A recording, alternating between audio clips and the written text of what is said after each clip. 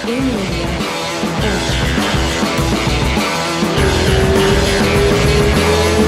Um, dois, três. Agora foi. Agora deu certo. Aê! Gente, tudo bem? Hoje eu tô com um negocinho diferente no ouvido, mas continuo linda, então não ninguém se preocupe. Tá certo. Rose Ó, Grace, Dr. Renato. Rose, apresenta o Dr. Renato pra gente. vou fazer as honras desse exato momento. O Rafa age como se o show fosse dele, sabe, doutor Renato? Mas não é. Eu estava fazendo a introdução e ele me cortou para falar isso, mas tudo bem.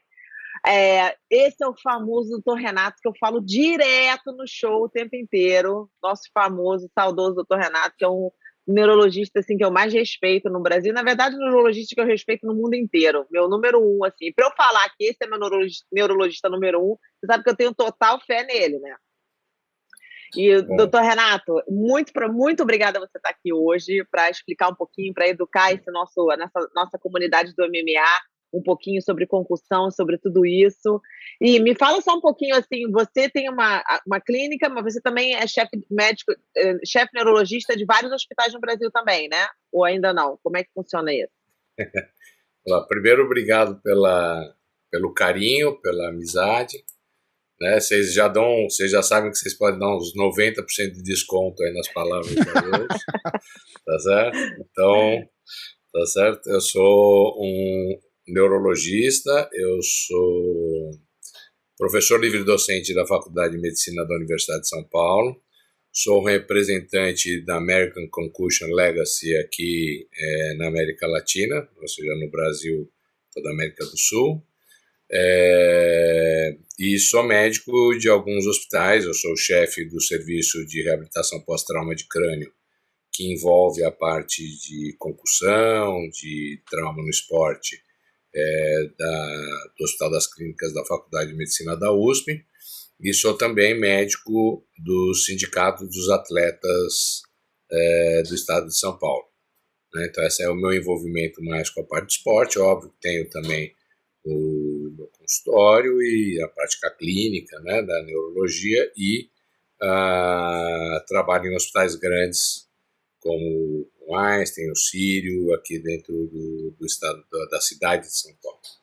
Né? Faço algumas coisinhas aí. Mas, acima de tudo, o doutor Renato, ele é a pessoa que eu sempre vou e ligo, porque o doutor Renato, ele começou, eu diria uma especialização, doutor Renato, você criou uma paixão pelo CTE, né, sobre a encefalopatia traumática crônica. Você fala CTE em português também ou não? A gente chama de... Aqui a gente acaba falando encefalopatia traumática crônica, mas quando estamos no meio científico, se falarmos CTE, todo mundo entende, não tem problema. Na verdade, eu entrei nessa história do trauma de crânio não por conta do esporte, eu tenho que ser honesto, eu entrei porque eu tinha um impulso no sentido de ajudar as famílias que tinham parentes que sofreram trauma crânioencefálico em acidentes automobilísticos, essas coisas, e a reabilitação da parte cognitiva desses geralmente jovens, né, acidentes de moto, de carro, essas coisas, era muito penoso e não se fazia isso, fazia-se muito pouco, não só no Brasil, mas no mundo até o ano 2000. E dos anos 2000 mudaram as leis em relação a isso, e eu fui primeiro aprender um pouco sobre isso nos Estados Unidos mesmo, e os hospitais que mais tinham isso para reabilitar eram os hospitais militares, que coincidentemente também tem uma gama grande de ex-militares com encefalopatia traumática crônica, com CTE. E aí foi que eu conheci a Anne McKee, que é a papisa da encefalopatia traumática crônica nos Estados Unidos, da Universidade de Boston.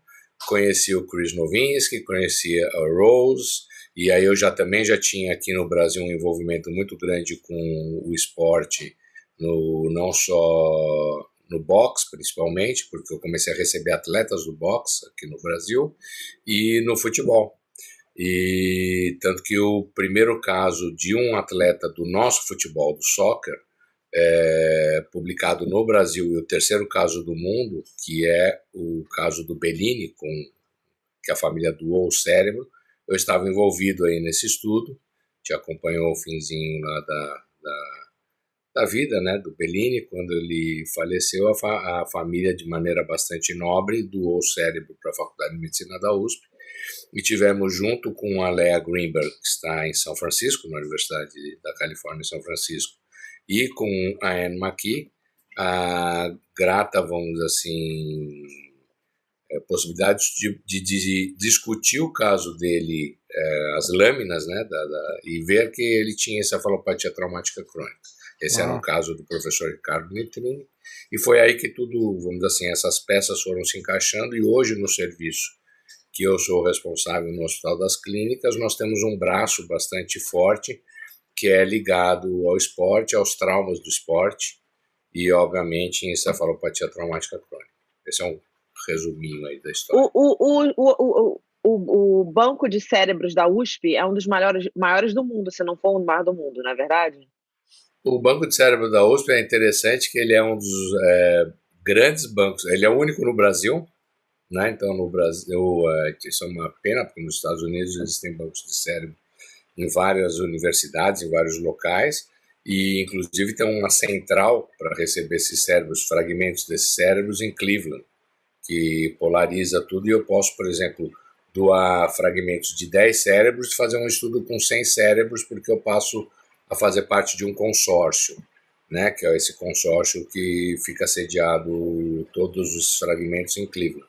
Mas isso não significa, vamos dizer assim, que todos os lugares dos Estados Unidos têm, mas obviamente tem muitos bancos de cérebro.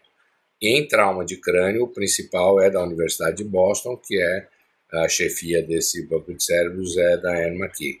No Brasil só temos da Universidade de São Paulo, mas a característica desse banco de cérebros é que é um dos maiores bancos de cérebros do mundo, e isso faz com que a gente consiga trocar, vamos dizer assim, espécies de fragmentos, né, de cérebro com outros bancos pelo mundo, porque é um dos maiores que tem cérebros normais, de pessoas que morreram de infarto, essas coisas, e os pesquisadores vão atrás dos cérebros, mesmo que eles não tenham morrido de doenças neurológicas, esses pacientes. Então, isso é uma coisa incomum fora do Brasil. Geralmente, quem doa, né, os doadores são pessoas que têm alguma doença para querer saber o que aconteceu com aquele cérebro. E aqui nós temos uma gama muito grande de patologias outras que levam à morte, e a gente pode, por exemplo, estudar se um infarto tem alguma consequência no cérebro, já tinha antes, coisas desse tipo, né? Ou sequências de envelhecimento, porque a gente tem um monte de cérebros normais, então sabe como é que era o cérebro com 40 anos, com 50, com 60, assim vai. Que maravilha. Então, isso torna, vamos dizer assim, um banco meio diferenciado em relação aos outros, porque tem muitos exemplares de cérebros normais. Que legal. Doutor, deixa eu só voltar naquela parte do Bellini. Porque, pô, quando a gente pensa, já é conhecido caso de Citrine, jogador de futebol, e a gente já fala sobre isso. Mas tem pouquíssimos exemplos, estudos. Aí você falou do Bellini, e uma coisa que veio na minha cabeça na hora é ele jogava futebol, o futebol não era 10% fisicamente e potência do que é hoje. Por exemplo, eu só consigo imaginar com a evolução do esporte para o lado físico, para tudo, né? Como isso deve ter agravado as situações, e a gente nem sabe ainda, né? Sem dúvida, isso que você tocou é absolutamente perfeito, porque o esporte hoje é muito mais físico, é muito fácil se pegar acho que a primeira Copa em que a gente tem os jogos inteiros, que não são fragmentos, assim, talvez seja a Copa de 66, mas que eu tenha analisado os jogos mesmo, foram a partir das Copas de 70, que tem os jogos absolutamente na íntegra, e você consegue ver lances e os espaços em campo são muito grandes. Sim.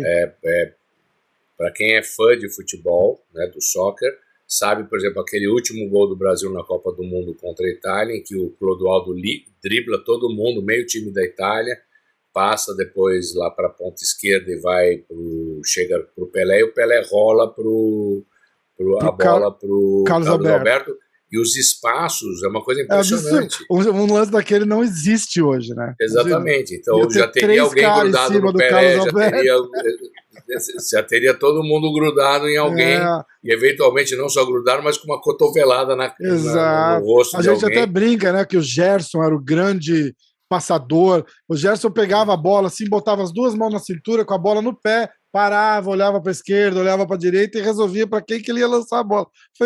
É uma coisa completamente... Mas é bem isso mesmo. E se a gente pegar nesse mesmo jogo, o primeiro gol do Brasil é um gol de cabeça do Pelé, daqueles gols clássicos de cabeça do Pelé, que ele sobe, encurva todo o corpo e sobe daquela testada perfeita na cabeça sozinho. Ele sobe absolutamente sozinho. É uma coisa assim que hoje teria dois caras pelo menos grudados nele, ou cotovelando, ou cabeceando a cabeça dele. Então o futebol hoje realmente ele é muito mais físico. Agora tem um contraponto, que esse é um contraponto que absolutamente a ciência já mostrou que não é válido, que dizia-se que os cabeceadores há 30, 40 anos atrás, as bolas não eram impermeáveis, eram de couro. Antigamente no Brasil muito mais pesado, né? Então quando chovia era uma pedrada, na verdade. Então, imagina você levar um chute com uma bola totalmente encharcada, multiplicava o peso da bola muitas vezes, e então tinha esse impacto da bola pesada, vamos dizer assim, na cabeça desses jogadores, principalmente, por exemplo, o Bellini era tido como um cara raçudo, rei da defesa ainda, né? Do cabeceio, defesa, tudo mais. Mas você pega hoje, essas bolas elas não se encharcam, mas elas são muito mais leves. Mas em compensação eles chutam muito mais forte. Isso, então a potência do chute é muito maior. Então se você pegar a lei da física, peso versus velocidade, uma coisa vai compensar a outra. Ou seja, o impacto da bola, eu já vi lances, já recebi gente, tive que ajudar alguns departamentos médicos de um outro clube por conta disso, de jogador que desacordou no gramado pela bolada mesmo, pela violência, estava na barreira, alguma coisa assim, tomou uma bolada muito forte e desabou, né? Eu acho que até a frequência, né, de cabeçadas nos anos 60, nos anos 70 é infinitamente inferior a hoje, até pelo jeito que se jogava o esporte, né? Eu acho que o esporte hoje ele é realmente mais físico. Obviamente o futebol, nosso futebol, soccer, não dá para te comparar com nenhum esporte de luta, e também não dá para comparar com a NFL, né, de maneira alguma, mas nem com o hockey, né? Também o hockey pode parar o jogo e os caras trocarem sobre o meio do então, e fora que aqueles impactos que se dá no vidro, né? No alambrado ali, né? Aqueles impactos, eles são bastante violentos, então o hockey também então se a gente for pegar na sequência, eu brinco que sobra a natação. Se ele não pular de muito alto, errado. Então aí, se não for salto ornamental, sobra a natação. Doutor Renato, porque os esportes são mais físicos e mais de contato. Entendi. Doutor Renato, eu quero chegar logo já na massa do pastel aqui. Porque muitas das pessoas que escutam aqui o nosso programa, eles treinam jiu-jitsu, alguns não treinam, mas a maioria treina jiu-jitsu, treina MMA, tá todo dia na academia, e eu vivo falando para eles que, na verdade, o problema não é a concussão, porque várias vezes eu escuto eles falando que estão treinando, eu falo, cara, tem que tomar cuidado no treino. Eles, não, mas eu nunca fui nocauteado, não tem problema nenhum, eu não tenho esse problema, nunca fui nocauteado, e tomando pancada na cabeça dentro da academia, e tomando aqueles de levezinho, toque. É verdade mesmo, porque não é a concussão que faz o CTI, não é a encefalopatia traumática crônica, é a pancada repetitiva na cabeça, não é? Como é que... Fala. Então, como a Rose já é PhD. Não, ele fez isso, ele me chamou para fazer um negócio falando na frente de um monte de médico. Doutor Renato, tô falando aquilo na frente de um monte de médico, eu não sei nada, eu tô nervosa, doutor Renato. Ele sabe errou. mais ele que um monte de médico. Rose, você sabe, você tem PhD em CTI. Doutor Renato, eu tenho muita confiança, muito obrigada. Estava nervosa, mas falei. Mas basicamente é o seguinte, o nome da doença, senão a doença seria outra, né? O nome da doença é encefalopatia traumática crônica.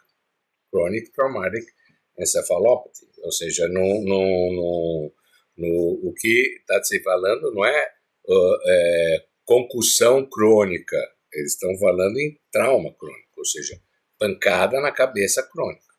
Tá? Então é basicamente isso. Então, se você tem um histórico de pancadas repetitivas na cabeça ao longo da vida, e quanto mais anos isso se soma, né? Então, por isso que inclusive nos Estados Unidos se proibiu agora, não agora, mas tem uns anos, 5 anos atrás, mais ou menos, tanto o tackle no precoce, né, como o cabeceio nas escolas de soccer.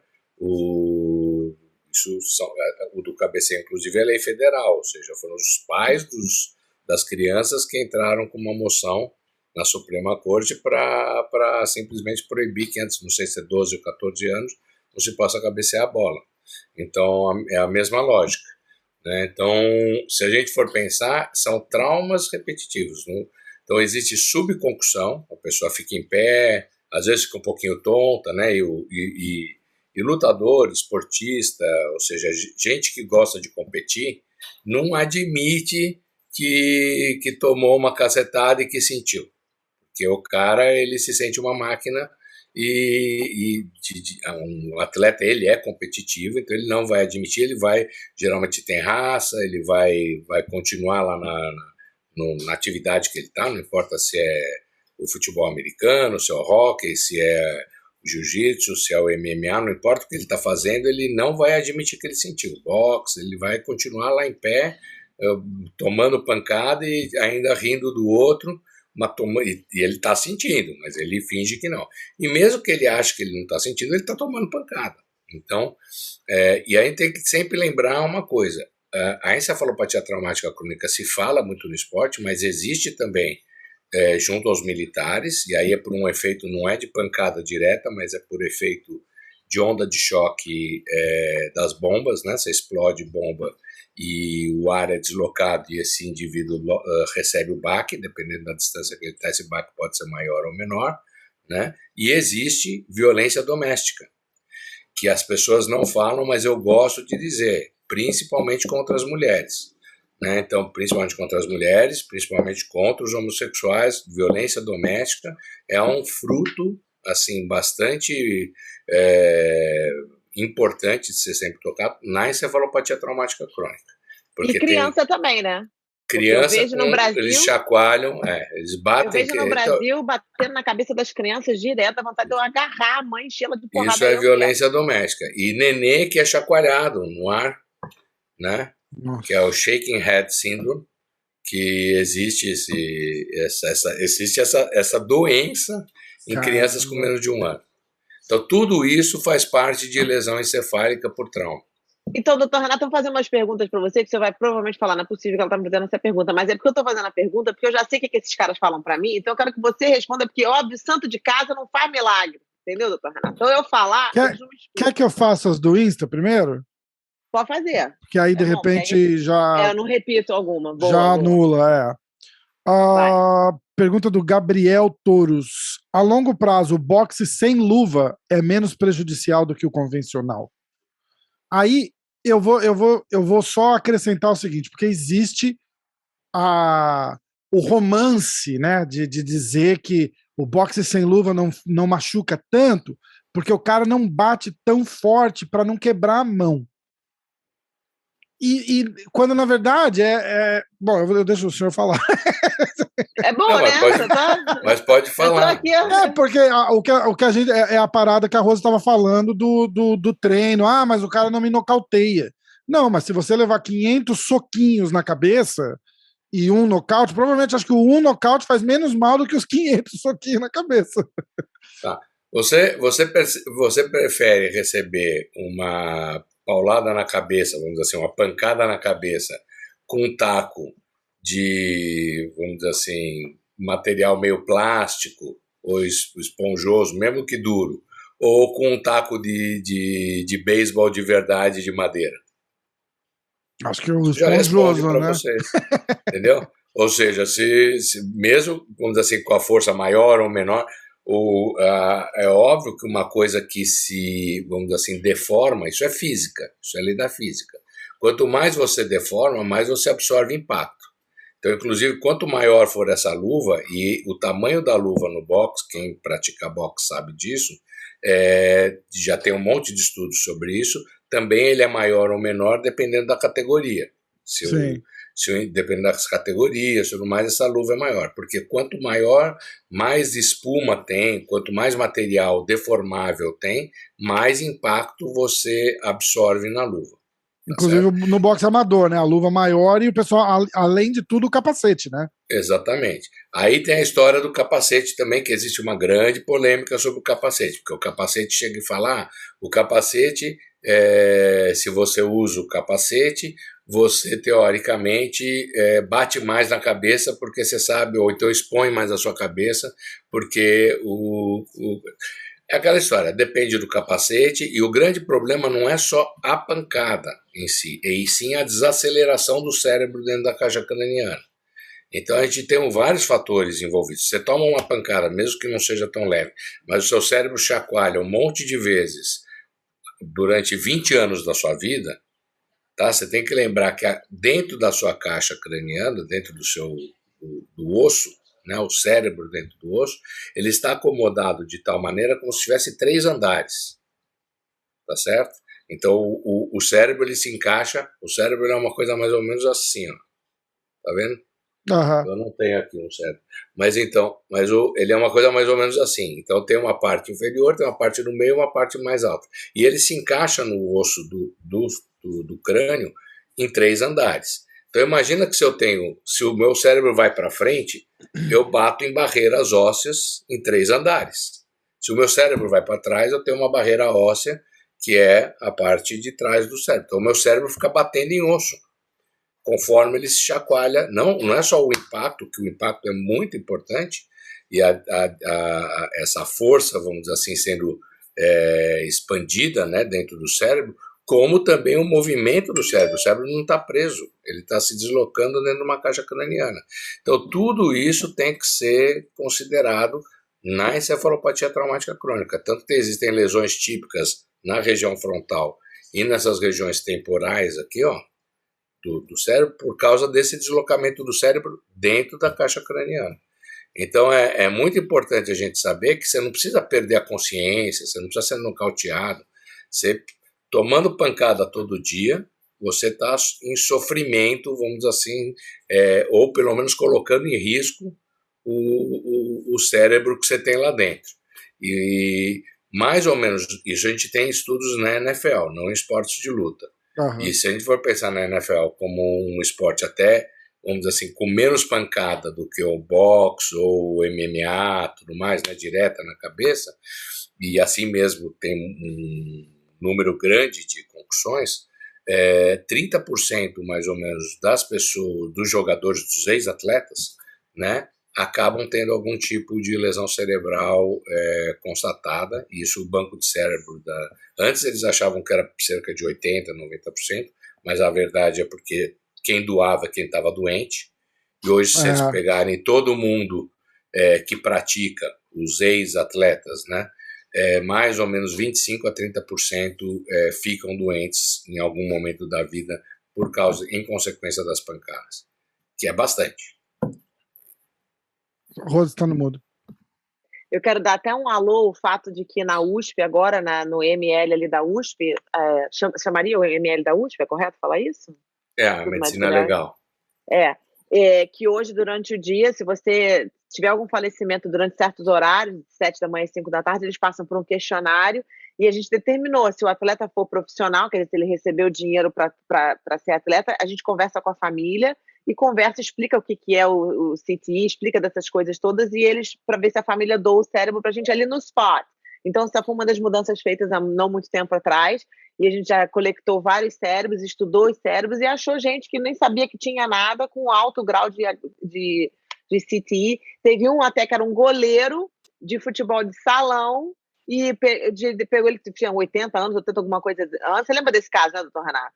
E ele tinha um CTE altíssimo e ninguém na família nem sabia. Então, quer dizer, essas pessoas estão vendo. Eu uma vez perguntei pro Guilherme, do Sindicato dos Atletas, mas Guilherme, por que todo mundo sabe no MMA, vê que está acontecendo isso, conversa sobre isso agora, Mas no futebol ninguém nunca mencionou. No Brasil, eu cresci minha vida inteira no Brasil, nunca ouvi falar disso.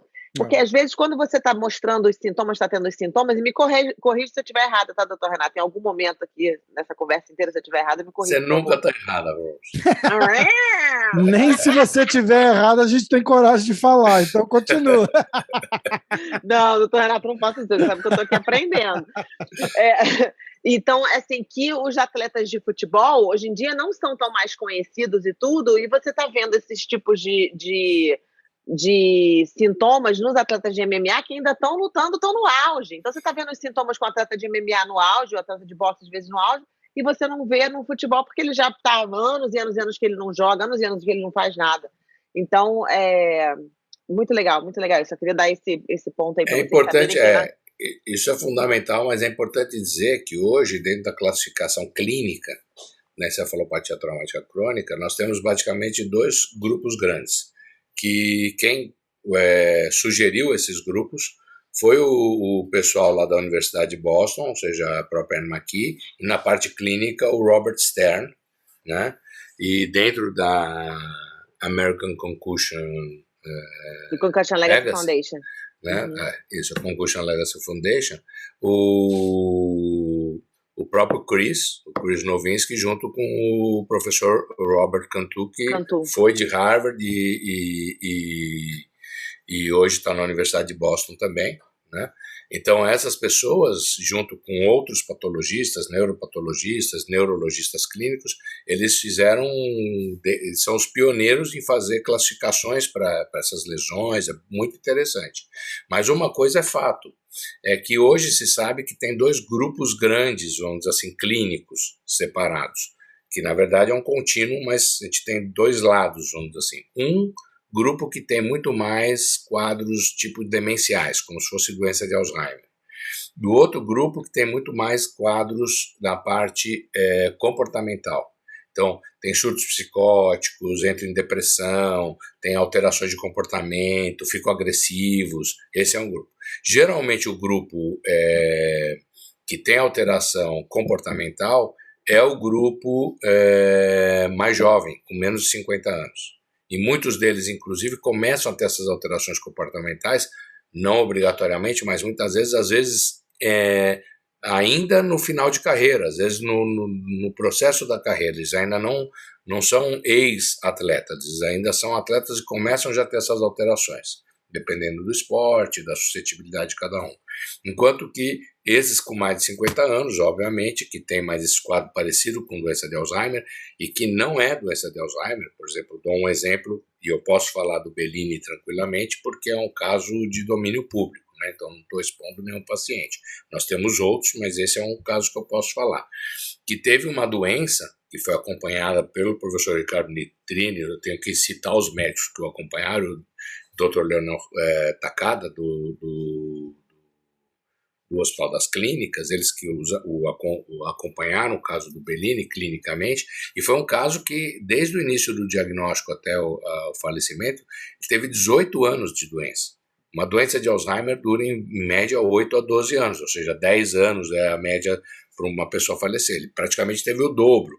Então, a gente sabe que não foi encefalopatia não foi doença de Alzheimer, que deveria ser encefalopatia traumática crônica, a suspeita foi nascendo, porque ele não tinha um padrão típico de desenvolvimento da doença. Mas no comecinho se achava que era Alzheimer, porque o começo é parecido. Então, com pessoas com mais de 50 anos, essa confusão é comum. Mas se você tem histórico de ter batido muitas vezes a cabeça, ou por esporte, ou profissionalmente, ou por violência doméstica, tem que se pensar nessa hipótese diagnóstica. Posso fazer a próxima pergunta, Rafa? Próxima pergunta. Pergunta número 2. Ertret 000. Dada as declarações atuais do Vitor Belfort... Não vou falar isso aqui, que isso aqui é bobagem. Tá perguntando se o comportamento do Vitor Belfort, por causa daquela entrevista que ele deu essa semana, tem alguma coisa a ver, pode ser considerado, de repente, um sintoma de CTI. A gente não assistiu isso, eu duvido que o Renato tenha assistido isso. Dá para a próxima pergunta. Eu primeiro que eu não assisti, mesmo que eu tivesse assistido, eu fazer o diagnóstico de uma declaração de uma pessoa. Porque ele respondeu mal para o jornalista. Como médico, exatamente, isso não, como é que chama? Não, a gente precisa de um pouco mais do que isso, né? Então, a culpa é do Rafa, doutor Renato, a culpa é do Rafa. Eu comecei a ler seria leviano da minha parte fazer qualquer consideração sobre isso. Selênio CF, acho que é doutor Selênio CF. A hidratação inadequada durante os períodos de treinamento podem aumentar os riscos durante o sparring. Então, veja bem, o que pode proteger o atleta? Então, tudo que pode proteger o atleta é bem-vindo, né? Então, esse atleta ele tem que estar bem nutrido, esse atleta tem que estar bem hidratado, esse atleta tem que estar bem protegido, tem que ter um tempo, vamos dizer assim, entre luta, treino e descanso, né? Porque tem gente que é uma máquina de treinar, o cara treina 200 horas por dia e você pode treinar sem botar sua cabeça a prêmio, você pode treinar fazendo outros tipos de atividade, mantendo, vamos dizer assim, atividade física, né, e a sua performance, sem necessariamente deixar a sua cabeça lá ser... eu sempre falo, o saco de areia não tem que ser a sua cabeça, começa daí, né? Então, treinar com uma certa constância eu sei que é importante, aprimora a técnica, estou falando aqui com gente que, né, conhece a técnica muito mais do que eu que sou médico.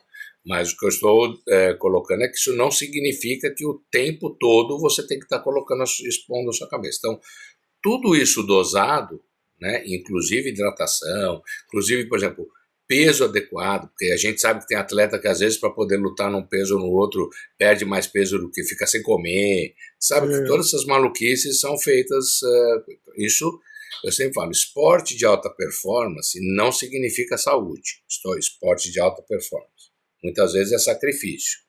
A gente não pode confundir aquele praticante do esporte, que é o amante do esporte pelo esporte, que está visando saúde. Isso é uma coisa. Aquele que vai fazer, inclusive, do esporte a sua profissão, eu sei que é outro patamar de treino, é um sacrifício maior, inclusive no sentido físico, né? Eles vão... Você pega mesmo... A gente falou de jogador de futebol, nosso futebol, do soccer, no começo dessa história toda aqui, dessa conversa, e tem gente que fica com problema no joelho, problema, por exemplo, na circulação da bacia, todas essas coisas, porque ele se doou muito, né, fisicamente e leva a lesões futuras e às vezes vive o resto da vida, dos 40, 50 anos em diante, com um problema, né? Tudo bem, mas foi uma opção dele em relação ao esporte de alta performance. Isso não significa que mesmo o esporte de alta performance exigindo sacrifícios, uma coisa é sacrifício, outra coisa é você fazer uma coisa sem, vamos dizer assim, medida. Então, tudo que você puder proteger em volta, no entorno, e a Rose sabe disso, que o meu envolvimento com essa área é de responsabilidade social até, ou seja, se a ciência conhece uma coisa, se a ciência aprende que isso leva à lesão, nós não podemos, de maneira alguma, não transportar o conhecimento científico para o conhecimento do atleta, para a melhora da performance no treino e na proteção da cabeça desse atleta, eventualmente de mudança de regras para poder, vamos dizer assim, terminar o combate antes, vamos dizer assim, de ter mais lesão, todas essas coisas. Isso não tira a competitividade, isso não vai deixar de ter campeões, é que nessa coisa assim, ninguém vai tirar o cabeceio do futebol, porque o futebol não existe sem o cabeceio.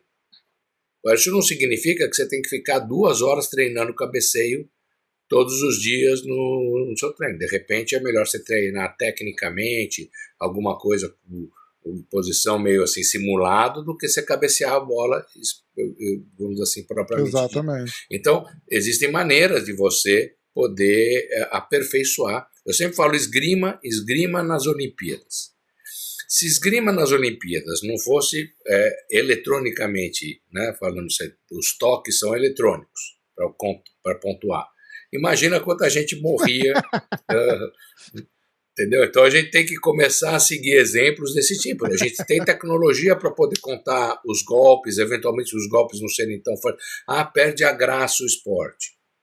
Eu acho que não perde a graça. Eu acho que é uma questão de você ir adequando o esporte progressivamente. Você não vai mudar o esporte de um dia para o outro. Mas alguns tipos de golpe, eventualmente, poderiam ser contabilizados de maneira computadorizada. Eu não sei. Eu só estou aqui pensando no futuro. Mas a gente tem que proteger as pessoas. Tá com o áudio no mudo. Voltou. Ainda bem que vocês não ouviram o que eu falei quando eu percebi que estava o áudio no mudo. Olha só, doutor Renato, então seria certo dizer que se a pessoa estiver cortando o peso, tem chances de ter mais damage na cabeça durante o treino. Seria certo dizer isso? Por causa da desidratação. Eu acho que se a pessoa, por exemplo, não está saudável, ela tem menos recursos orgânicos para se proteger. As células têm menos recursos. Se ela não estiver comendo, se ela não estiver se hidratando, se ela não estiver, por exemplo, recebendo o grau de proteína adequado para o tipo de... ou o aporte calórico que ela precisa receber. Então, tudo isso é um conjunto, por isso que hoje existe uma disciplina dentro da medicina que se chama medicina esportiva. A medicina esportiva faz um balanço de tudo isso. E muitos precursores da medicina esportiva, que foram os ortopedistas, e ainda são, tem muitos ortopedistas que se especializam em medicina esportiva, tem muitas outras áreas da medicina que se especializam nisso, nessa área, eles estão lá, o pessoal especializado em performance, né? O pessoal que é formado em educação física, tudo mais, e vão ser os que vão dar os treinos adequados para você não perder massa, para você não perder caloria mais do que você precisa, para você não perder líquido, para você estar em forma, literalmente, para você estar bem condicionado, né? Então a ciência do esporte evoluiu muito em relação a isso. Então, se a gente tem o conhecimento, por que você não vai usar, né, você que é atleta, não vai usar isso a seu favor? Sim. Eu acho que simplesmente está todo mundo ferrado. Vamos para a próxima pergunta, Rafa. Toques positivos, Rose Grace. Vamos ouvir. Está todo mundo ferrado. Ninguém está fazendo dieta correta, ninguém está checando a proteína. O doutor Renato falando as coisas, eu falando, meu Deus do céu, isso me dá muito mais trabalho do que eu estava pensando. Ninguém está fazendo a dieta correta. Meu cachorro está participando aqui. Está participando.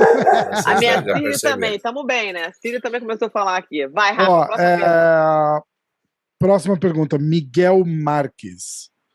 Oi, Miguel. Miguel Marques, 325. Olá, Miguel. O MMA é mais seguro para o cérebro do que o boxe? Que boa pergunta. Porque essa é a pergunta que a gente defende pergunta. O que a gente faz, né?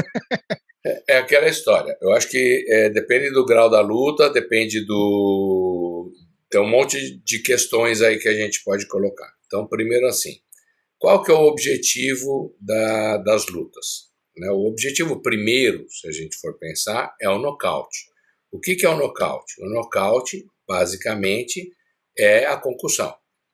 É um trauma de crânio. Tá? Então, só que em ambas as lutas, você pode finalizar a luta, né, ou por uma questão técnica no boxe, ou por uma, vamos dizer assim, finalização, não por um trauma na cabeça, vamos dizer assim, não porque o cara desacordou, mas porque ele foi imobilizado. Então, em ambas as lutas, você teria, vamos dizer assim, alguma, entre aspas, se eu puder chamar assim, vantagem sobre a outra, no sentido de a pancada na cabeça, especificamente, não ser o que vai decretar a vitória do outro. Tá? Mas ambas, em intensidades diferentes, é isso que eu queria colocar. Porque o boxe, a quantidade de golpes que atingem a cabeça do boxeador, o alvo é a cabeça, mas ele se protege a cabeça. E você bate muito menos no resto do corpo. Não que você não bata, mas você bate menos, você bate muito mais na cabeça. Enquanto no MMA, que você bate em vários lugares, certo? Quando você bate na cabeça, primeiro que você tem muito menos proteção. É aquela história da luva, não luva, é aquela história toda, né? A pancada vem, e não só isso, você pode bater com o joelho, Você pode bater com um monte de lugares do seu corpo. Chutar a cabeça do cara, desde que ele não esteja caído. Né? Então, exatamente. Então, você simplesmente minimizar a coisa, o boxe é mais perigoso porque o alvo maior é a cabeça, eu acho que não é bem assim, porque você tem mais, entre aspas, né, eu vou usar entre aspas, ferramentas ou recursos para atingir o seu adversário no MMA, coisa que no boxe não tem. São só as mãos. E as mãos enluvadas. Sim. E aí o exemplo do que você falou, que vai depender da luta, porque o MMA tem muito grappling, muito wrestling. Peso, aí, luta, então, estilo, essa tem luta um monte de especificamente, coisa. Não. Mas essa luta, sim. Então é bem relativo, né? Mas os dois, vamos dizer assim, fazem mal para a cabeça. Sim, verdade. E a gente estava falando de finalização, e quando o cara finaliza o outro com um mata-leão, por exemplo, que corta o fluxo. Esganando. Aquilo E corta o fluxo. Né? Isso. Então, assim, obviamente o cérebro ele tem mecanismos para se defender disso. Uma coisa é você receber uma vez uma situação dessa e rapidamente. Né? Então você às vezes até perde a consciência como uma maneira de defender o seu organismo para você depois se recuperar. Outra coisa é você receber isso de uma maneira contínua, por vários segundos, eventualmente minutos. Não preciso dizer das tragédias que ocorreram, não só, isso não é uma exclusividade americana, ou seja, pelo mundo, de violência, vamos dizer assim, sim, contra a região cervical de pessoas, esganando e eventualmente levando a óbito. Isso das várias maneiras, e a gente sabe do que eu estou falando em vários sim, ambientes diferentes. Então pode levar à morte o indivíduo. E se não leva à morte, existem alguns desses indivíduos, inclusive, que sofreram violências desse tipo e que ficam em coma. Então, a gente sempre tem que considerar o cérebro. As pessoas, é uma coisa interessante. Isso é uma pergunta que agora me deu um insight aqui que eu acho que é importante falar. Legal. Uma coisa interessante. A gente pega no futebol americano, pega mesmo no MMA, em um monte de esportes. Tá? No MMA, quantas vezes a gente já não viu um cara, por exemplo, receber uma fratura? Né? O cara fraturar alguma coisa, fraturar a perna, fraturar alguma coisa. E todo mundo fica chocado, uma cena impactante. Tá? Agora o cara caiu duro para todo mundo. E agora, qual que é o órgão mais importante que a gente tem no nosso organismo? No nosso corpo? É o cérebro. Eu vou fazer uma, como é que chama? Comparação simples. Tá? Uma pessoa que tem uma lesão irreversível no cérebro, que fica em coma, pode estar perfeita do ponto de vista orgânico, todo o resto funciona. Coração funciona, não tem nenhuma lesão na perna, fígado funciona, tudo funciona. O cérebro não está funcionando, ele está em coma, ele não responde mais, não fala mais, não sabe mais quem ele é, mesmo se ele não estiver em coma, ele ficou totalmente alterado, né? E um indivíduo que, por exemplo, sofreu uma fratura horrível, foi esmagado por um trator, qualquer coisa lá, e vamos dizer assim, recebe uma prótese, ele recebe uma amputação e uma prótese, inclusive vai ser um atleta paralímpico, com o cérebro funcionando 100%. Vocês trocam o cérebro de vocês pela perna? Não é possível. Eu não tenho dúvida. Eu não tenho dúvida. A perna vale mais que o cérebro. Eu não estou desmerecendo nenhuma especialidade médica, mas o que eu estou dizendo é assim, o que a gente tem de mais, ou seja, o que nós somos é o nosso cérebro. Porque o nosso cérebro é o órgão que armazena o conhecimento, inclusive armazena as experiências, não é conhecimento acadêmico, é conhecimento de vida. A gente sabe quem a gente é, a gente sabe quem o outro é, quem são os nossos familiares, nossos filhos. O que nós somos, a essência do que nós somos está no nosso cérebro. Então é isso que as pessoas vão lá, assistem, vem a pessoa sair desacordada, ninguém fica chocado. Às vezes um ou outro fica preocupado em esportes que você não está esperando o pessoal ficar chocado, né? Então você sai desacordado. Então, por exemplo, tipo futebol, né? O cara deu a pessoa sai, choca o estádio inteiro. Mas em esporte de luta, ao contrário, o outro ainda está lá levantando o braço, vitória, não sei o que lá, é porque o matei o outro, né? Eu arrasei com o outro, saiu desacordado. É um grande auê no negócio. E quando a gente vai ver, muitas vezes levou uma lesão que pode ser reversível e pode trazer impacto futuro, ou às vezes pode ser irreversível naquele momento. Quantas histórias a gente não tem de gente que sai, fica em coma, gente que sai, que morre no ringue? Olha, tem dois relatos de lutadores que eu vou colocar aqui só para alimentar um pouco mais esse assunto. Teve um cara, eu não vou lembrar o primeiro nome, o apelido dele acho que era Joe Bazooka, do Glory. O cara, assim, multicampeão de kickbox, tal, não sei o quê. Agora ele é comentarista. E ele tava num podcast aqui, ele falando que acho que a última luta dele, ou penúltima, alguma coisa assim, ele teve que ser internado depois da luta, ele ganhou, e ele teve que ser internado depois da luta, com dores fortíssimas de cabeça, que teve que ficar completamente no escuro, acho que ele ficou semanas no escuro, que ele fala que a luz do carregador do celular incomodava ele. E foi quando ele teve a decisão de parar de lutar. Ele falou: não, é um absurdo isso.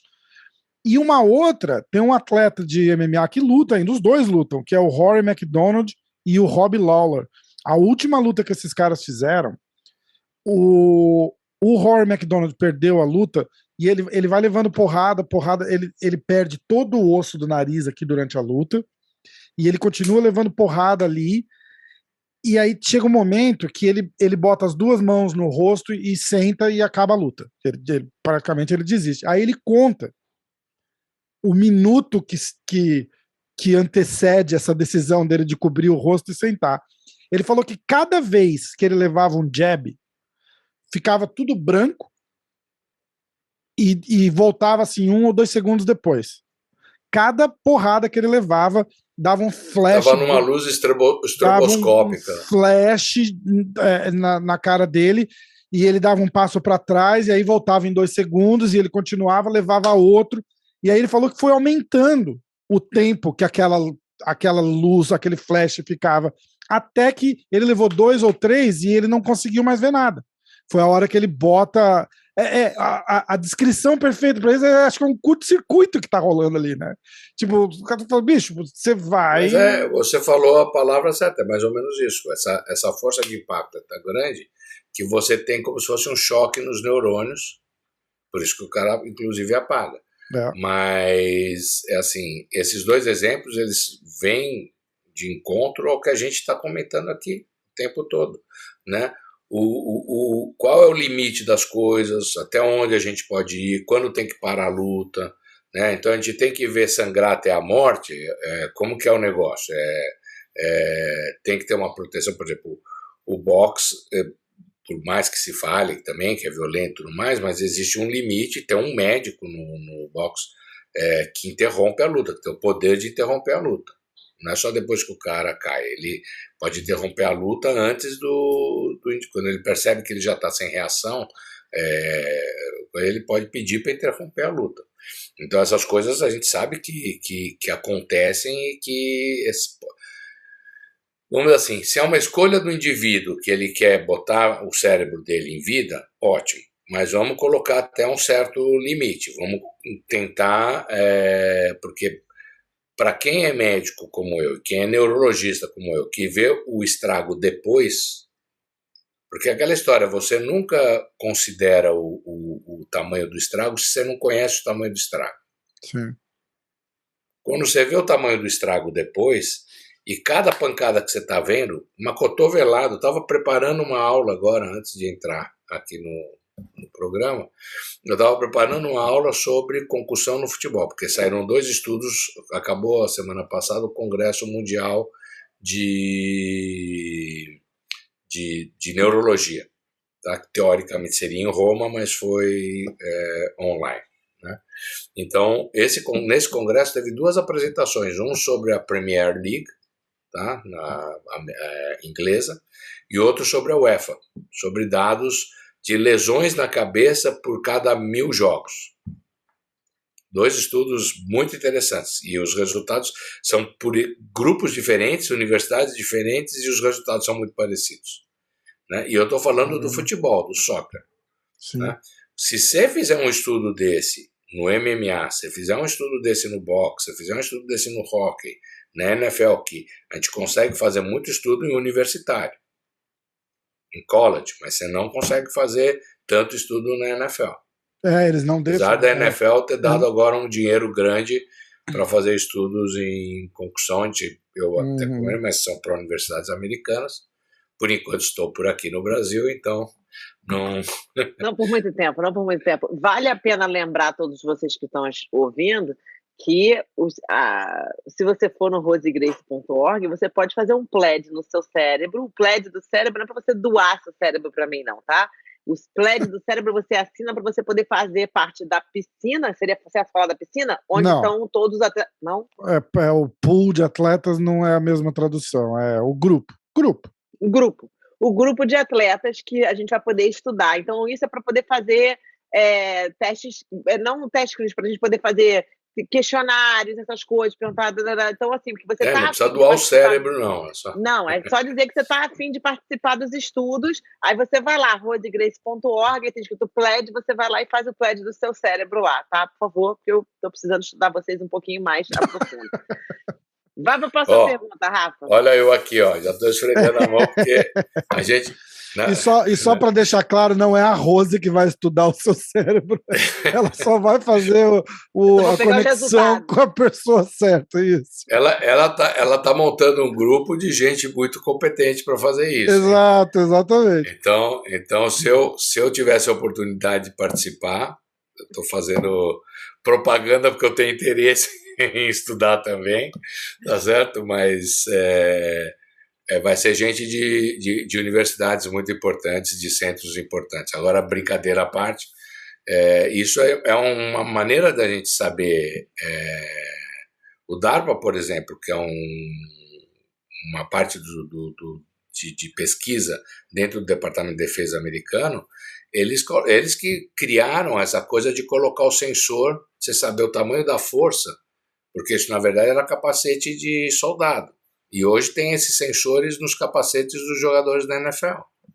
Entendeu? Então, assim, a ciência, ela acaba protegendo, dando chance. Então, vocês participando de estudos desse tipo, vocês, na verdade, vão ser pessoas que vão contribuir para proteger os seus próprios cérebros, para poder aperfeiçoar de maneira bacana os esportes que vocês praticam, tá certo? Ou seja, em vez de acabar com o esporte, que é muito mais fácil, né? Acaba, tá?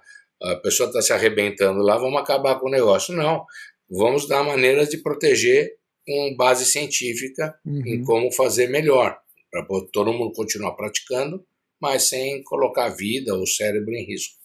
No caso da NFL, tem muita gente que defende tirar o capacete. Porque no caso específico da NFL, não é a mesma comparação com a luta, por exemplo. Né? Põe luva, mas tira luva. Rugby. Então, porque o que eles fazem no capacete? Os caras vão eles abaixam a cabeça, botam a cabeça na frente pro choque, porque o capacete amortece, ele não sente a dor física ali, né? E aí eles falam que sem o capacete, isso iria acabar, ninguém vai dar cabeçada no outro, e aí vai começar a ter um monte de problema de ombro, talvez. Isso é uma parte do problema, tá? Porque o maior problema é a desaceleração. Não é a pancada em si. Ah, sim. Então o cara tá lá correndo com a bola. Tá? Vem um outro Vem um cara e faz o tackle. Aí o que acontece? Ou pega no pé do cara, ou vem ombro no ombro e joga o cara a 5 metros de distância. A gente já viu isso o tempo todo. Né? Então o que acontece? Esse cara tá, por exemplo, vamos supor que um bom corredor aí corra 20 km por hora, mais ou menos. Acho que é isso. Não tenho a mínima ideia. 10 segundos 100 metros, é isso? 10 segundos 100 metros, mais ou menos? Então 10 segundos 100 metros, 10 segundos... Não, mas nas Olimpíadas, os caras correm um pouquinho abaixo de 10 segundos 100 metros. Não, corredor mesmo. Sim. Né? Então,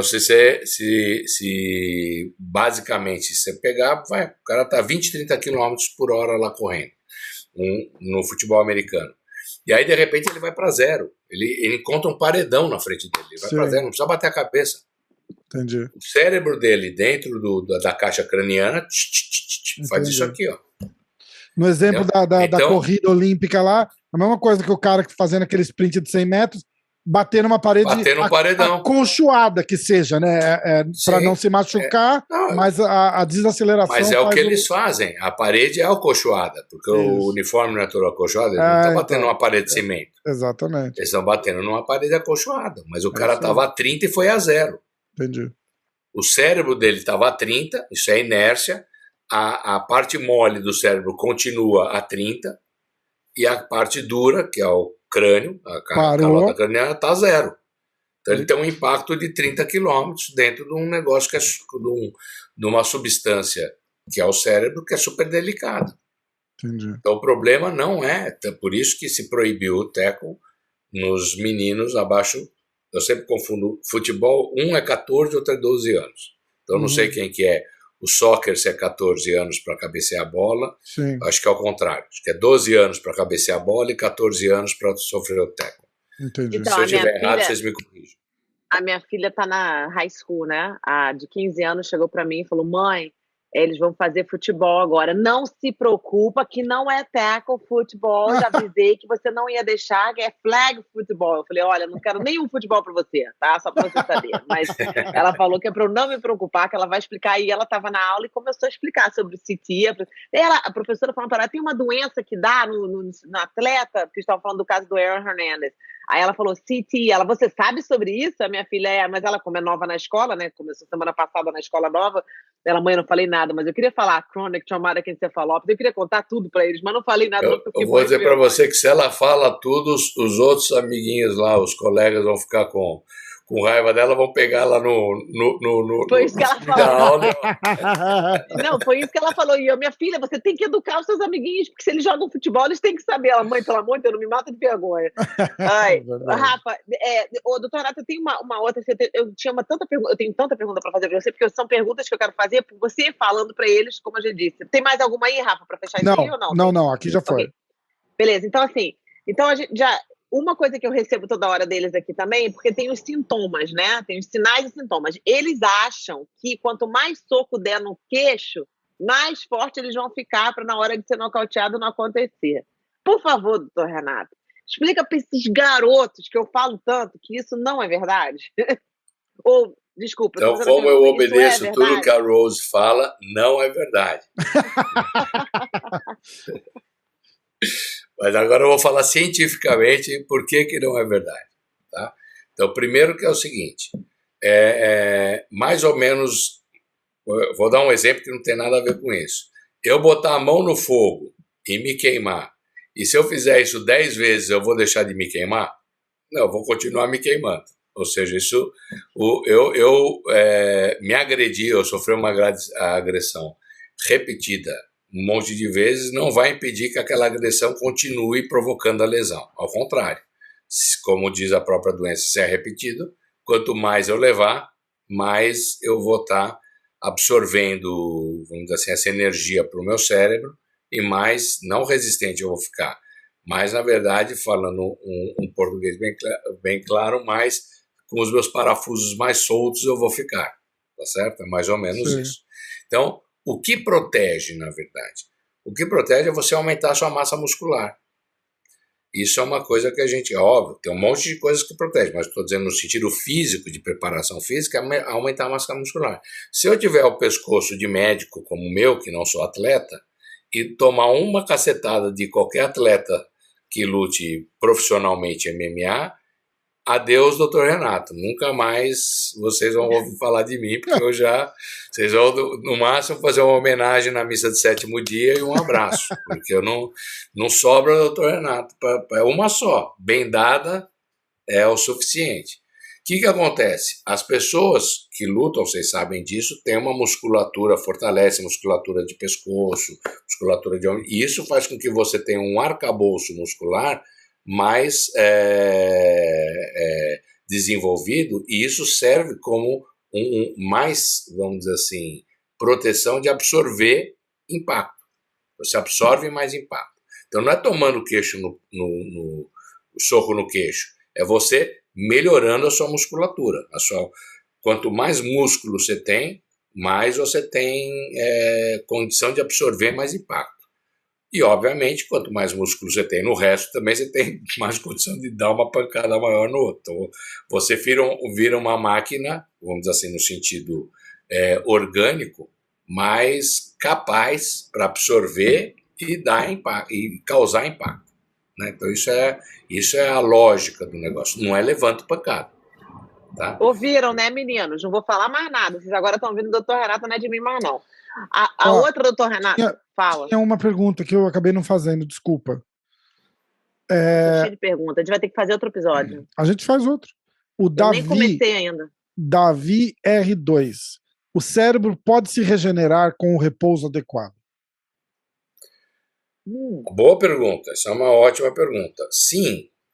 Se eu tomei uma pancada só, porque existe... eu já estou me colocando aqui à disposição, porque a Rose já colocou aqui.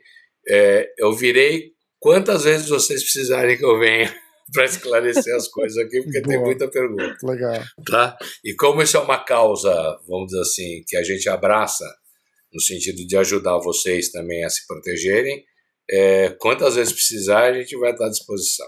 Senão a gente manda alguém lá, né? Já viu que o doutor Renato não tá malhando o pescoço, tem todas essas coisas por trás também que a gente pode trabalhar. Não tem problema. Como é que chama? Eu vou me esconder bem, para não se achar. Mas enfim, em relação a essa última questão, né? Se eu recebo uma pancada, isso no boxe existe, eu não sei como é que é no MMA exatamente, mas no boxe vocês sabem, também tem um monte de confederações de boxe, mas nas que são as que respondem mesmo pelo boxe oficialmente, se o boxeador é nocauteado, ele só pode se colocar, vamos dizer assim, em luta, em desafio de luta, ou propor uma luta, com um prazo grande, de alguns meses depois para lutar de novo. E mesmo o treino, ele só volta depois de um certo tempo. Treino de sparring, né, de luta. É a mesma coisa. Então, eu vou dar um exemplo que a gente conhece bem, por exemplo, que vocês... desculpa falar que eu vou dar um exemplo, por exemplo. Tá? Agora eu peguei que eu estava repetindo aqui a palavra. Mas eu vou dar um exemplo que é muito bom, que todo mundo que acompanha NFL, NBA, NHL, todas essas esportes, vocês já devem ter ouvido do narrador, quando ele está narrando o jogo, esse jogador, sei lá, sofreu uma pancada. Eu me lembro um jogo que o LeBron James subiu para enterrar e o cotovelo, sem querer, ele botou o braço para trás e deu com tudo na cabeça do cara, que eu não me lembro quem era o jogador, na verdade. Eu me lembro que era do Golden State, né, naqueles jogos do Cleveland com Golden State, que ficaram uns 3 anos decidindo o campeonato seguidos, né? Então foi num desses jogos. Isso eu me lembro, mas eu não me lembro mais os detalhes dos jogadores, sim. Esse jogador, ele só caiu sentado, não desacordou e levantou rapidamente. Né? Aí o LeBron James pediu desculpa, aquela coisa assim, mas e já correu lá porque já ia virar o ataque. Esse jogador foi para o garrafão do ataque. O que aconteceu? Passaram a bola para ele nem levantou o braço, assim, nem fez sinal de pegar a bola. Nossa. Imediatamente o médico mandou substituir. Porque ele entrou, e eu me lembro direitinho, o narrador da televisão americana falando, entrou em protocolo de concussão. Uau! Tá? Porque nesses esportes, seja na NFL, todos, o protocolo de concussão é totalmente assim, blindado. Eles não quebram por causa da NFL, por causa de todo esse fuzuê que deu nos últimos 10, 15 anos na NFL. Assim, protocolo de concussão, eles desconfiaram que está no protocolo. Vocês veem toda hora em jogo da NFL, o que acontece? Eles vão lá para aquela tendinha, né? Fala, tá na tendinha para ser examinado pelo médico. E geralmente é um médico que não tem nada a ver com os times. É um neurologista de fora, que está lá, que é um neurologista da própria liga, que vai analisar, porque ele não pode ter interferência. Não, bateu no meu principal jogador, não vou tirar ele, porque isso acontece muito. Se eu sou médico do time, às vezes eu sou pressionado pelo time para o jogador voltar. Médico nenhum aceita esse tipo de pressão, mas a gente sabe que pode existir, ou ele mesmo ter tanta vontade que o cara volte e não enxergue direito o que está acontecendo. Então é um neurologista de fora, tá?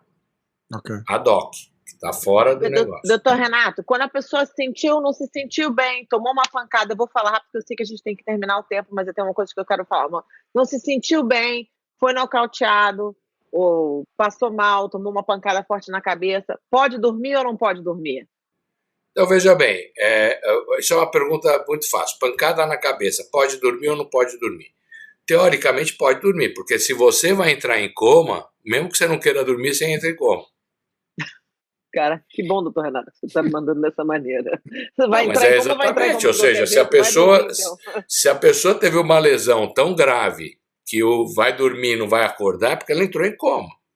Sim. Então não é o dormir ou não dormir. Né? Então fazem essa maldade com as crianças, né? De deixar a criança ficar cutucando. Aí a criança fica mais irritada, tô morrendo de sono, já chorei para chuchu que eu bati a cabeça, me deixa dormir. Agora, se você desconfiou que aquela pancada foi um pouco mais importante, vá para o hospital, né? Fazer uma CT, né? Um CT scan, vai fazer um MRI, vai fazer uma ressonância, vai fazer uma tomografia, vai fazer os exames que tem que ser feitos para poder saber se tem alguma lesão mais importante.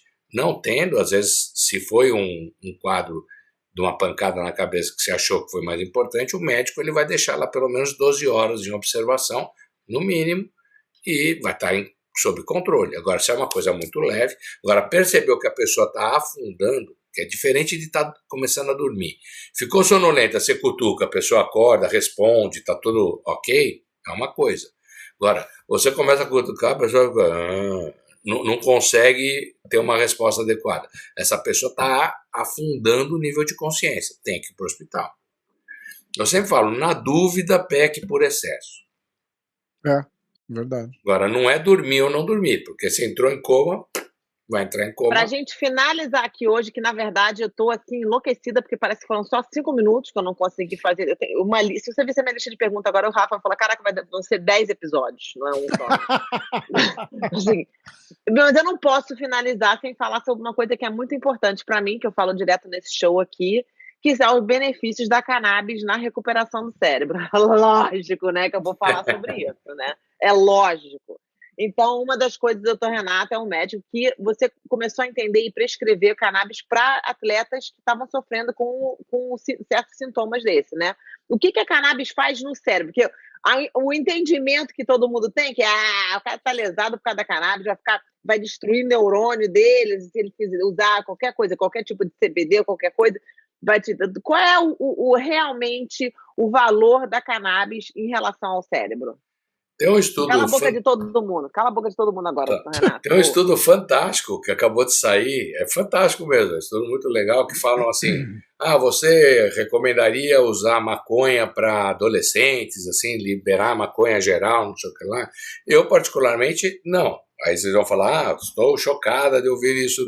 Não, porque uma coisa é a cannabis medicinal, ou seja, ou nos Estados Unidos é muito utilizado como suplemento alimentar, então são derivados, né, produtos derivados da cannabis, e outra é a cannabis com tudo que tem direito lá dentro, sem nenhuma, vamos dizer assim, equilibrar os elementos que a gente quer usar melhor ou mais ou menos.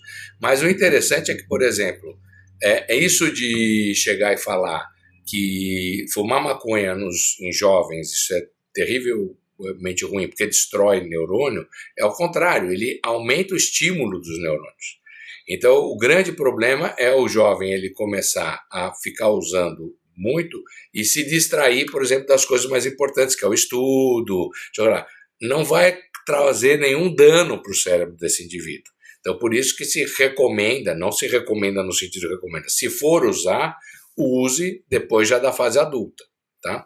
Agora, produtos derivados da cannabis, como o canabidiol isolado ou canabidiol com baixos teores de THC, todas essas coisas, são utilizados em crianças recém-nascidas com síndromes epiléticas, são utilizados em autismo, crianças que nascem com autismo, ou seja, se fosse um negócio letal, ninguém usava em criança, começa daí. Ansiedade, eu uso com as minhas filhas. Ansiedade, distúrbio depressão. De sono, dor crônica. Para atletas, existem linhas de produtos, né, de cannabis que são específicos para atletas, para poder diminuir dor, né? Então, isso existe. Recuperação, né? A recuperação também, melhora tudo isso. A gente tem já estudos sobre isso.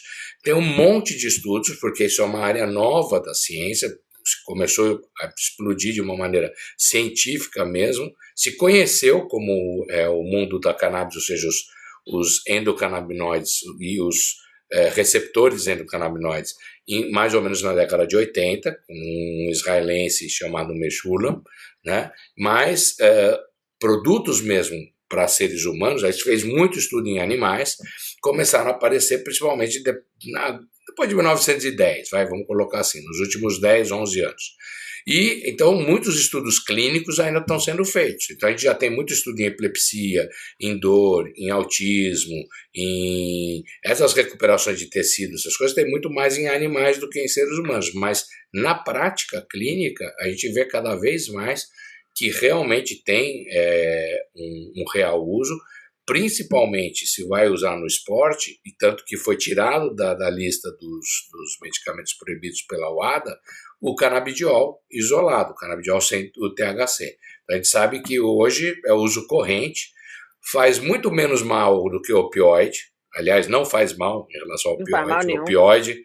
O opioide é terrível, né? Álcool também, álcool para os que entornam. Né? Então, assim, não causa dependência, nada como o álcool causa, né? E ainda por cima, olha só que coisa interessante, todo mundo chega e fala do corticoide, que corticoide é anti-inflamatório, age como, por exemplo, em doença, vamos dizer assim, imunológica, para dor, que o corticoide serve para um monte de coisa, e realmente serve. Só para vocês terem uma ideia, o corticoide está proibido pela UADA, porque também é psicoestimulante, muito mais do que o canabidiol. E o canabidiol, aliás, o canabidiol não é psicoestimulante, é o THC que é, né? Estou falando do produto com THC, mas sem THC, o canabidiol isolado não é psicoestimulante e, inclusive, vamos dizer assim, entra na lista da UADA, não é proibido, e quem sai da lista, corticoide. Então, corticoide hoje é doping, canabidiol não é doping. Acho que isso já responde. Se a UADA diz que canabidiol não é doping, quem sou eu para dizer, né? Exatamente. Doutor Renato, eu estou arrasada que isso está acabando, porque eu quero falar mais umas 3 horas sobre esse assunto, que realmente é um assunto que eu tenho uma paixão incrível, mas eu não posso deixar de terminar um episódio contando alguma coisa engraçada, né, doutor Renato? Porque senão a gente não der uma boa risada agora, como é que vai fazer? Então eu vou contar, quando eu conheci o doutor Renato, eu fui com a delegação aqui do Concussion Legacy Foundation, onde eu estou no advisory board aqui deles, e eu fui com todo mundo do Concussion Legacy Foundation para encontrar, para conhecer os médicos da USP, esse banco de cérebro, tudo certinho, tudo direitinho, todo mundo, você vê, né? Todo mundo de terno e gravata, todo mundo arrumadinho, tudo bonitinho. Aí resolvo eu tomar um ayahuasca no dia antes, um daime no dia antes, para poder ver se ajudava, não sei o quê, porque os atletas vão fazer bem. Aí eu resolvi tomar uma meleca, vou falar isso porque não é certo eu falar nem referir dessa maneira, pedir desculpa a todos os meus familiares que gostam da ayahuasca. Eu fui tomar ayahuasca, eu tomei o daime, e aí eu tomei, não senti nada ruim, não, mas de repente eu tive que sentar e bati minha cabeça numa mesa de mármore, caí no chão, vomitei aquela bagunça toda, um horror. Aí tive que pegar um avião 6 horas da manhã, tipo 10, 11 horas da noite, 6 horas da manhã, meu voo para conhecer o doutor Renato, conhecer todos os médicos e encontrar com a delegação que tinha vindo para o Brasil para encontrar comigo, para a gente ver isso tudo. Aí entro eu, um galo na cabeça, né? Fiz todas as reuniões. Aí toda hora que eles falavam, doutor Renato, tinha um monte de gente conhecendo, todo mundo falava, vamos fazer aqui um teste. Eu falei, me bota eu para saber se tem alguma coisa errada no meu certo. Sem eu falar nada para eles. Aí passou o primeiro dia, no segundo dia, a gente de novo, todo mundo. Aí eu falei, gente, eu tô muito cansada, eu quero sair mais cedo, ou que puder aqui para acabar logo, porque eu preciso dormir. Aí tu, e o doutor, o que aconteceu? Eu falei, quer saber a real mesmo? Eu não vou mentir pra vocês, né? Eu tomei um Daime ontem, bati a cabeça. Doutor, ela, que isso? Aí ele me levou para dentro do hospital, fizeram todos os testes corretos, que é a maneira correta de você, se você tiver uma concussão que você tem que fazer. Foi a minha concussão iniciação, mas aí fizemos os testes, foram vários testes, né? Eles botaram os aparelhinhos em mim, e aí viu que eu não tinha tido uma concussão, estava tudo bem, era um galo mesmo de Ou seja, ela é assim mesmo, pessoal, não foi a qualquer. É isso aí.